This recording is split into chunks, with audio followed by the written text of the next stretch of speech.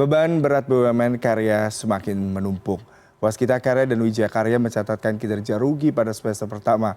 Tak hanya itu, utang-utang BUMN karya pun sudah tembus lebih dari ratusan triliun rupiah. Lantas, apa sebenarnya dengan yang terjadi dengan BUMN karya Indonesia? Benarkah beban berat penugasan negara jadi penyebabnya? Dan untuk membahas hal ini sudah bergabung melalui sambungan virtual peneliti BUMN Research Group FEB Universitas Indonesia, Toto Pranoto. Selamat pagi, Mas Toto. Ya, Mas Toto, kalau kita tadi sudah baca beritanya, kita tahu seperti BUMN karya mulai dari Waskita, Wika, Adi, dan PT PP yang ternyata mempunyai utang jumbo. Bahkan Waskita tembus 84 triliun rupiah dan beragam masalah menimpanya. Sebenarnya apa yang terjadi dengan perusahaan-perusahaan ini, Mas? Bisa dijelaskan? Ya, kalau kita lihat kondisi terakhir ya, baik di Waskita maupun juga di Wika ya, ini tentu tidak lepas dari jumlah beban utang yang kemudian mereka harus tanggung dan mereka harus segera selesaikan begitu ya. Ini tentu tidak terlepas dari beberapa tugas-tugas besar yang mereka harus kerjakan, tentu dari sisi penugasan dari pemerintah dalam kerangka untuk pembangunan infrastruktur ya dalam beberapa tahun terakhir ya. Dan ini saya kira tidak bisa dielakkan karena kemudian pemerintah kan tidak seluruhnya menanggung pembiayaan ya untuk penugasan-penugasan ini ya. Jadi mungkin ada PMN diberikan tapi mungkin dalam jumlah yang relatif terbatas sehingga baik WSKT maupun Wika saya kira mereka harus mencari sumber alternatif pendanaan lainnya ya untuk menutup capex yang mereka harus keluarkan ya dalam rangka pembangunan infrastruktur ini ya. Dan itu kan makin lama jumlahnya makin besar sehingga dari segi struktur keuangan baik di Waskita Karya maupun di Wika kemudian mereka mengalami situasi di mana jumlah debt-nya itu sudah menjadi terlalu besar ya. Jadi kalau kita cek indikator misalnya debt equity ratio-nya kan sudah sangat tinggi sekali ya. Bahkan mungkin Waskita angkanya sudah sampai di atas 4 kali lah kira-kira Iya, iya. begitu ya. Sehingga ini menurut saya menjadi beban kemudian untuk baik WSKT maupun Wika untuk bisa menyelesaikan pekerjaan-pekerjaan ini dengan relatif bisa lebih mulus begitu ya. Karena kemudian beban hutang yang mereka harus tanggung, kewajiban membayar pokok obligasi dan bunga jatuh tempo yang mereka harus bayar itu menjadi sangat besar ya. Sementara kemudian income yang mereka harus dapatkan dari pekerjaan-pekerjaan yang sudah ada tidak seimbang dengan cost yang mereka harus keluarkan. Sehingga dari segi ini saya kira yang paling utama ke depan adalah perbaikan dari struktur kapital dari kedua perusahaan ini ya. Karena kalau tidak nanti akan sangat mempersulit gerak mereka ya untuk bisa sustain sebagai suatu entitas ya yang bisa sampai dengan jangka waktu panjang nanti. Mas Toto tadi di awal perbincangan Anda juga mengatakan bahwasanya memang kondisi ini kurang lebih disebabkan karena adanya sebuah tanggung jawab besar mereka untuk melakukan dan menunaikan tugas terutama terkait dengan infrastruktur dari pemerintah sendiri ya, pembangunan-pembangunan proyek-proyek besar. Apakah ini merupakan salah satu kendala utama ataukah sebelumnya memang dari segi manajemennya sudah agak tidak baik dan ketika diberikan tanggung jawab, kemudian mereka juga tidak melakukan upgrading, inovasi, sehingga kondisi ini menjadi sesuatu yang semakin buruk, Mas. Ya, jadi memang kita tidak bisa hanya blame semata-mata misalnya ini hanya karena ada penugasan misalnya ya. Karena kalau kita perhatikan juga misalnya Waskita itu kan sudah merubah mereka punya model bisnis ya, mungkin sejak sekitar 10 tahun lalu mereka shifting dari hanya semata sebagai kontraktor tapi kemudian menjadi investor lah begitu ya. Dan kemudian mereka membangun banyak sekali kemudian investasi di jalan tol, tapi yang kemudian tidak terjadi yang menjadi titik balik kesulitan mereka saat ini adalah pada saat kemudian mereka terlambat ya melakukan divestasi atas investasi jalan tol yang telah mereka keluarkan. Tentu financing yang mereka keluarkan untuk investasi ini cukup besar dan kemudian pada saat mereka mengalami kegagalan dalam investasi tentu akan mempersulit mereka mengatur sisi keuangan ya. Apalagi kemudian ditambah dengan kemudian penugasan-penugasan pemerintah yang lain. Jadi ini semakin menjadi lebih complicated untuk Waskita Karya bagaimana kemudian mereka bisa mengelola sisi keuangannya dengan lebih baik. Jadi menurut saya memang ini ada dua tekanan ya, baik dari sisi bisnis komersial Waskita sendiri yang kira-kira tidak cukup baik dalam mengelola sisi aspek keuangannya dan kemudian ditambah juga dengan adanya penugasan-penugasan lainnya pemerintah yang cukup berat ya. Sehingga ini menurut saya kombinasi kedua hal ini menyebabkan BUMN karya terutama waskita ini mengalami problem lah sampai dengan sedemikian besar problemnya pada saat ini. Jadi saya kira kembali nanti ke depan aspek-aspek kaitannya dengan soal bagaimana pengelolaan sisi keuangan yang lebih sehat ya, itu harus menjadi lebih prioritas. Tentu juga kalau kita lihat dalam perkembangan terakhir ini juga soal sisi bagaimana pengelolaan ya terkait dengan soal isu governance itu bisa dilakukan dengan lebih baik juga tentu harus menjadi hal yang menjadi prioritas begitu ya. Hal-hal semacam ini saya kira secara paralel harus diselesaikan sehingga nanti dalam jangka panjang mudah-mudahan ya baik WSKT maupun Wika yang sekarang sudah mengalami problem itu nanti bisa mulai berangsur pulih begitu ya. Tapi kita harus selesaikan dulu tentu dalam masalah-masalah yang mereka hadapi dalam situasi jangka pendek ini supaya mereka kemudian tidak mengalami sisi yang lebih gawat lagi nanti. Mas Toto, tapi yang menarik adalah dan menjadi sebuah PR, hutangnya terus berjalan ya Mas ya. Kemudian juga dengan kondisi di mana beberapa hal yang terkait dengan pembayaran terhadap subkon, kemudian juga tidak sehatnya ekosistem BUMN sendiri. Karena ada yang mengatakan bahwasanya BUMN sendiri seringkali menggunakan sistem persaingan dengan banting harga ini untuk mendapatkan tender-tender. Sehingga di satu sisi tadi tidak bisa bersaing dari segi bagaimana roadmap mereka, bisnis plan-nya mereka, terutama ketika mereka shifting. Tadi Anda katakan ke bidang investasi properti ataupun juga dengan pembangunan infrastruktur, malah yang ada jadi boncos. Bagaimana Anda melihat ini, Mas? Ya, ini juga satu hal yang memang kita harus pertimbangkan dengan cukup clear ya, dalam arti bahwa misalnya semua BUMN karya itu bermain pada sektor yang hampir serupa begitu ya. Karena mereka kemudian masing-masing stand alone, tentu mereka ingin memenuhi targetnya seoptimal mungkin ya. Sehingga kalau kemudian persaingan itu sampai level head to head begitu, otomatis juga dalam beberapa case soal persaingan dengan banting harga dan lain-lain itu terjadi kemudian ya. Yang itu tentu akan sangat merugikan bagi kepentingan ya masing-masing dari BUMN karya tadi ya.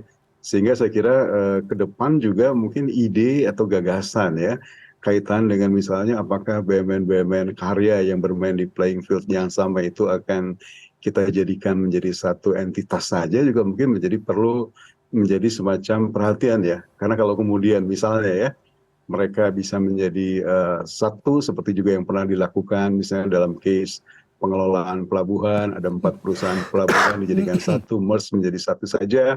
Pelindo misalnya, apakah juga BUMN karya listed ini juga dalam beberapa hal karena juga hampir boleh dibilang memiliki segmen bisnis yang serupa itu akan dijadikan satu sehingga mereka nanti mungkin bisa lebih baik karena kemudian mereka nanti bisa konsentrasi pada bidang-bidang yang menjadi katakanlah keahlian atau diferensiasi dari masing-masing entitas yang ada ya. Sehingga tidak ada lagi persaingan head to head yang membuat kemudian mereka menjadi sangat tidak efisien dalam pengerjaan proyek ya. Jadi ide ini juga mungkin perlu sebagai alternatif ya dalam rangka restructuring dari keseluruhan BUMN karya ini bisa menjadi salah satu pilihan yang mungkin dalam jangka panjang itu bisa dipikirkan ya. Karena kalau tidak mungkin nanti situasi ini akan tidak berubah dan saya kira masing-masing BUMN karya ini kemudian akan mendapatkan kerugian karena situasi yang terjadi ini. Iya. Mas Toto, kita bicara mengenai utang piutang nih ya. Waskita Karya ini utangnya menumpuk, kemudian kinerja rugi, PMN dibatalkan, gagal bayar obligasi. Lalu muncullah sebuah wacana baru membuka opsi PKPU. Apakah ini bisa menjadi jalan keluar, Mas? Atau justru berdampak kepada kondisi kedepannya jika PKPU mengambil alih kasus ini? Ya, PKPU itu kan sebagai salah satu opsi ya. Tentu kita lihat bahwa ada undang-undang yang memperbolehkan bahwa debitur ya atau kreditur yang ingin mengajukan penyelesaian masalah-masalah terkait dengan transaksi ini lewat PKPU ya. Dan PKPU saya kira dimungkinkan juga kalau kemudian nanti waskita mengajukan penyelesaian terkait dengan soal utang piutang dengan para kreditur lewat jalur ini ya. Dan kalau kemudian nanti bisa diterima oleh pengadilan niaga bahwa dalam rangka penyelesaian ini mereka akan setuju dengan jalur PKPU, saya kira juga ini bukan suatu hal yang aneh bagi BUMN karena dalam beberapa kasus sebelumnya, misalnya seperti case-nya Garuda juga mereka bisa selesaikan ya soal terkait penyelesaian utang piutang dengan para kreditur itu lewat jalur PKPU ini ya. Jadi yang penting menurut saya adalah bahwa kalau nanti disepakati oleh debitur, kreditur, mereka akan bersepakat dalam penyelesaian utang piutang lewat PKPU, maka nanti tentu yang harus menjadi prioritas adalah bagaimana rencana bisnis yang diusulkan ya oleh waskita misalnya ya, Hmm, kaitannya dengan soal restructuring yang mereka ingin ajukan kepada para krediturnya. baik. Bagaimana supaya apa yang mereka inginkan itu betul-betul juga nanti bisa memenuhi harapan para kreditur, sehingga bisa Mhm. tercapai eh, kesepakatan lah antara debitur dan kreditur ya, sehingga nanti setelah itu kan juga berarti waskita memiliki waktu yang cukup begitu ya, misalnya ya, untuk mereka bisa melakukan proses pengelolaan keuangan dengan lebih baik karena kemudian sudah ada apa namanya terms and condition yang disepakati lah begitu ya Mhm. Mhm. antara kreditur dan debitur yang ada. Saya kira kalau proposal bisnisnya cukup menarik, mungkin hal ini bisa menjadi satu alternatif ya di PKPU ini ya. Mhm. Mas, selain PKPU adakah alternatif lain untuk menyelesaikan masalah ini? Salah satunya tadi untuk bagaimana mereka memperbaiki kinerja, apakah memang perlu adanya audit, kemudian perlu adanya intervensi soal utang BUMN gitu, PMN tadi dicabut, seperti apa sebenarnya yang ideal nih? Ya sebetulnya sih kalau yang kita bicara ideal ya kaitannya dengan apa yang terjadi di BUMN Karya baik waskita maupun BK saat ini ya, tentu kan kita harus cari ke pokok masalah utamanya apa Hmm. gitu ya. Dan kalau kita perhatikan sebetulnya kan ini terjadi ketimpangan dari struktur permodalan mereka kaitannya dengan berbagai macam pekerjaan yang kemudian mereka harus kerjakan, dan itu kemudian karena alternatif hutang menjadi hal yang sangat mereka pakai begitu, sehingga kemudian ini menyebabkan adanya ketimpangan dari sisi struktur kapital dan hutang yang ada ya. Sehingga menurut saya untuk perbaikan sisi pertama adalah bagaimana kalau sisi ekuitasnya mereka itu disehatkan, ditingkatkan ya. Apakah lewat misalnya ya, kalau pemerintah kemarin juga sudah menolak untuk memberikan PMN untuk waskita ya, apakah kemudian masih memungkinkan ya model-model lain di mana misalnya ada strategic investor misalnya diundang ya untuk masuk sebagai pemegang saham waskita berikutnya begitu ya.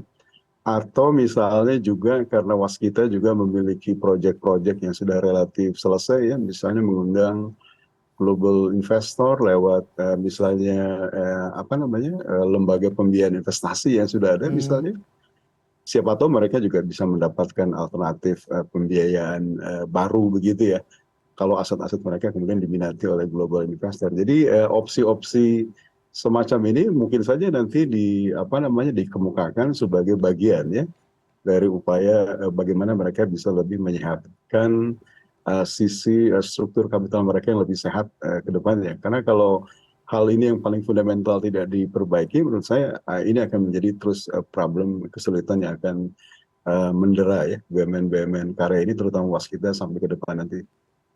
Mhm.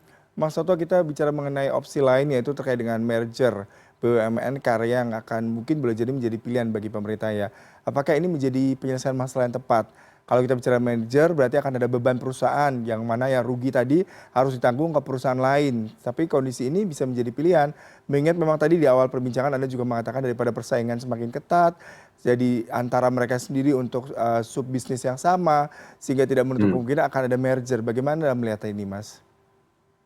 Ya, saya kira merger adalah suatu hal yang tidak juga bisa dinafikan karena memang dalam konteks Indonesia, BUMN saat ini kan proses merger itu sudah dijalankan lah ya dalam beberapa kasus ya. Seperti yang tadi saya sampaikan untuk case-nya Pelabuhan Indonesia misalnya ya, dari 4 pelabuhan sekarang di-merge jadi satu saja misalnya.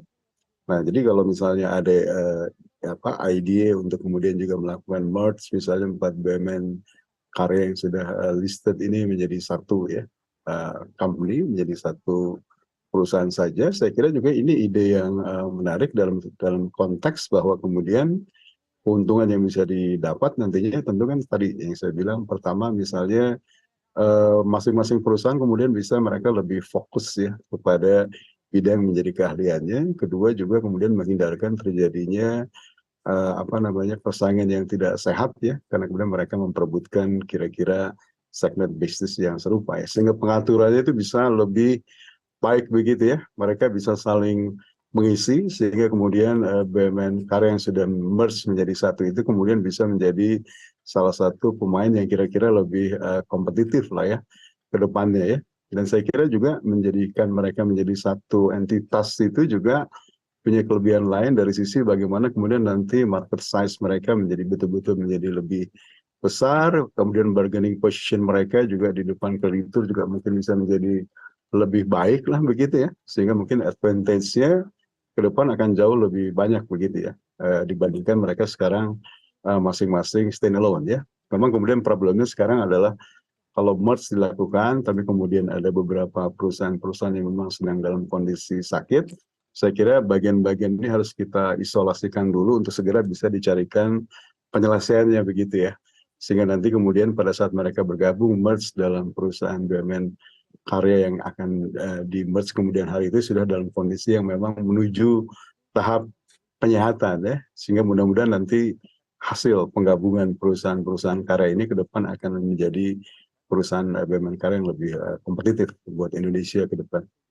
Baik, Mas Toto Pranoto, terima kasih untuk perbincangannya pagi ini di CNN Indonesia Business Referensi. Selamat pagi, salam sehat selalu, Mas. Ya, makasih.